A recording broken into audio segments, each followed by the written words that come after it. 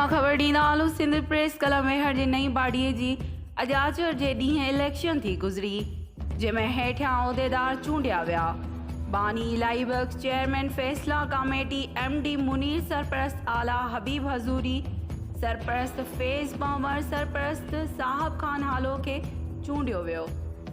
जॾहिं त Sindh press club मेहर जो सदर आज़िज़ असगर सोढर, सीनियर नायब सदर बरकत अली खोसो, नायब सदर Mohammad Ibrahim, general secretary Raja Jan Mohammad Jawari, deputy general secretary Rajab Sindhi, joint secretary Imtiaz Ali Chandio, deputy joint secretary Ashiq Ali Khoso, खजानची मजहर अली भुट्टो, ऑडिटर मुख्तियार आगरो, राब्ता secretary Wajid Ali Mahesar, press secretary Ali Raza Jawari, deputy press secretary Riaz Soomro, office secretary Mukhtiar Sindhi चूंडिया विया।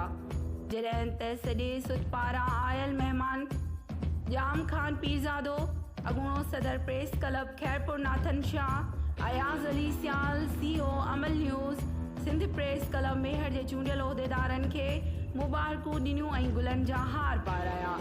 उन मौक़े ते सिंध प्रेस क्लब जे सदर आज़िज़ असगर सोढर चयो त सिंध प्रेस क्लब जे दोस्तनि जो शुक्रगुज़ार आहियां, जन मूं ते एतमाद करे सिंध प्रेस क्लब मेहर जो सदर चूंडियो ऐं इंशाअल्लाह मूं समेत सभई चूंडियल उहिदेदारनि पंहिंजे सुठ जे साथियुनि खे गॾु खणी हलंदासीं ऐं सिंध प्रेस क्लब मेहर जी बहितरीअ लाइ पंहिंजूं कावशूं जारी रखंदासीं ऐं पंहिंजे इदारे जो नालो रोशन कंदासीं।